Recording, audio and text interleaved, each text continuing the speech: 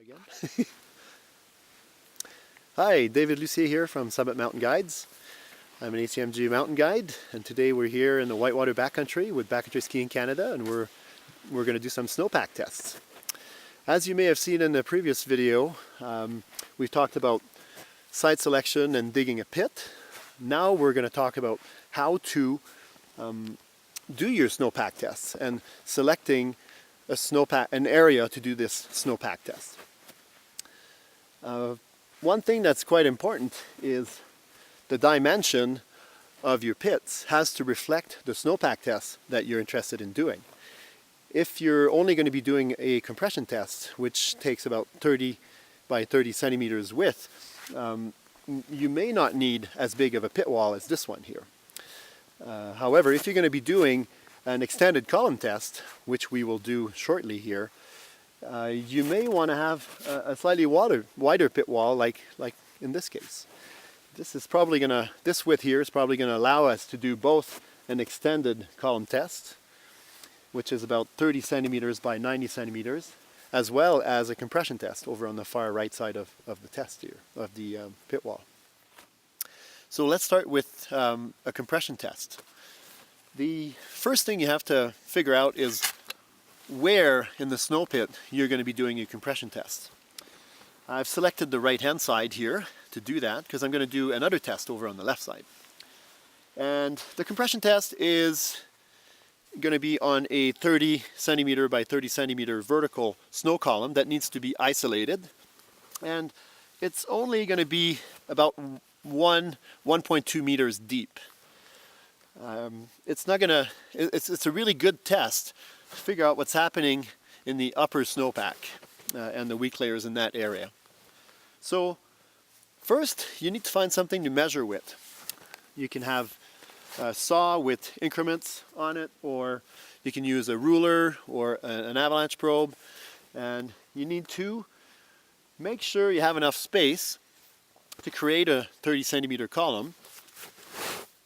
In this case it looks like I do. There we go. That's going to be where I'm going to start sawing on either side. But I also need to make sure I have enough room to excavate either side of the column. And there you have it. These are the regular dimensions. Next thing we're going to do is start digging.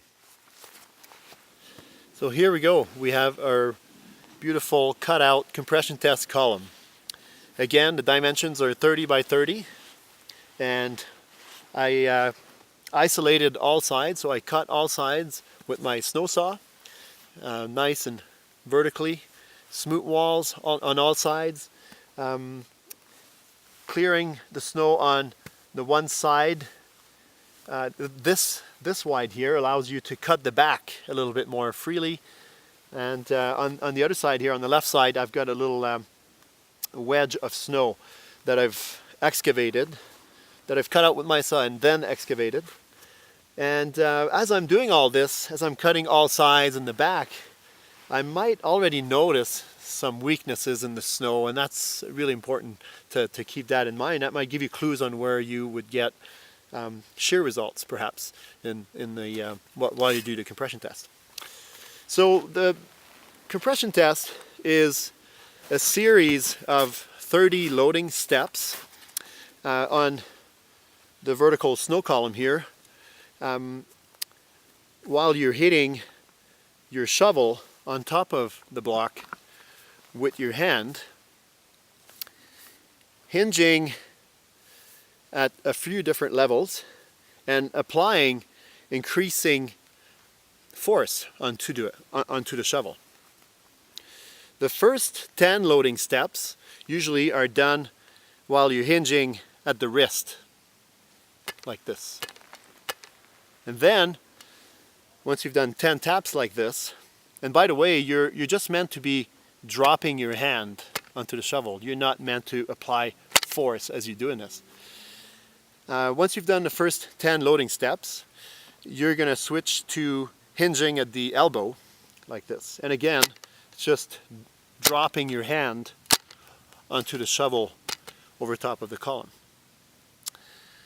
After doing 10 taps, hinging at the elbow, you're gonna start hinging at the shoulder and drop your hand onto the shovel. So as you can see, each 10 steps in this sequence are increasingly more forceful by the nature of how we're doing it.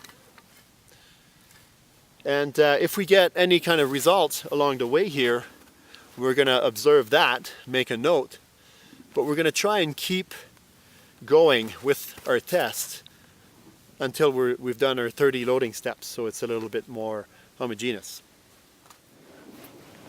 Okay, so we just start by putting the shovel directly on top of the column, and I like to keep my elbow on the shovel shaft while I do at least the first 20 loading steps, and then you start tapping, and then we're gonna look into the column here, see if we get any results.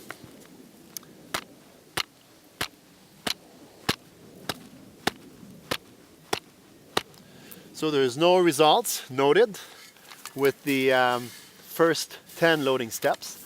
I'm just going to smoothen that out a little bit, put my shovel back on, and keep going with the next 10 loading step, hinging at the elbow this time.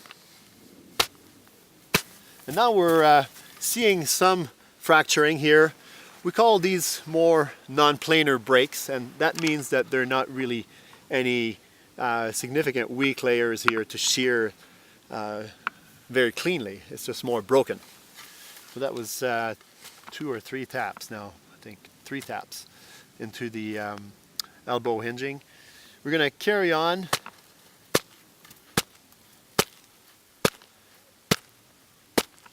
So there's no results so far, hinging at the elbow. I'm going to smooth it out one more time because I find the shovel kind of gets crooked, and it doesn't have that same impact on the column if you're tapping onto a diagonal column. So now we're going to be hinging at the shoulder, and again I'm just dropping my hand onto the column. Oh, right away we got a really nice shear here, very clean, and it was what I would call a sudden shear on this layer here. I'm going to make a note of this. Usually I like to make a little line in the snow pit, write down how many taps that was. It was 21 in this case. I know where that fits in the whole test.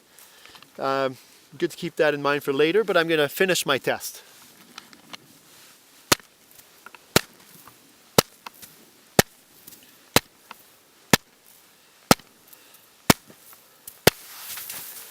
Okay, so it appears that this was the only significant shear I got in this compression test. And it was down here, and it took 21 hits for it to shear, and it was a dynamic shear, which is interesting. There's generally 2 types of shears in all the different snowpack tests that we do. There's 2 main categories. They are either a resistant shear or a sudden shear. A resistant shear is a shear that would actually require quite a bit of force to slide off the block, but it would fail as a planar shear across the entire column or the block. A sudden shear will shear more dynamically across the block, and often will just slide right off or slide off a little bit depending on the incline. And the sudden shears are a lot more of a concern than the planar shear, because they usually mean that the weak layer is a little bit more dynamic, could propagate potentially great distances into the snowpack. Okay, so now let's look at the crystals and the weak layer where this shear occur. You can do that in a few different areas. I like to do it right next to where the shear was by just taking a little sample off of the pit wall beside it, flipping it upside down, and just scraping some of these crystals onto my crystal screen and having a look. And in this case, I can even pick some up underneath here. It appears to be a very significant surface-ore layer that was buried a while back, early in the season. And without even looking at it with my crystal lens, I can see the surface-ore crystals. They're really, really large, up to like 1.5 centimeters in length. And so if the avalanche bulletin was telling you something about a weak surface-ore layer buried in the snowpack, well then you've basically put the two and two together and figured out that this is what you're looking at in this particular spot. So with this kind of a shear result in a compression test, in 21 taps, the first tap basically hinging at the shoulder down about, in this case it was down about 50 centimeters. We're looking at a pretty significant avalanche here if this snow was to start sliding. And with the nature of the shear, the characteristic was sudden. It means that there's potential for wide propagation with this weak layer. And just by looking at the crystals, you can know why this type of crystal lingers for a long time and is really good bearing for propagation. So this maybe doesn't shear easily in our compression test.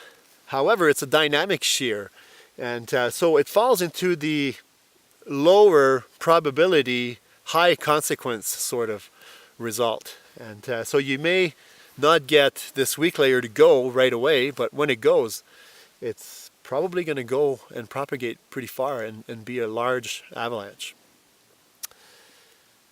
So that sums it up. Now what we do with this in relation to where we're going to go skiing is very important, and that's something you need to learn as well. Thanks for watching. If you want to see more snowpack tests, go on backcountryskiingcanada.com.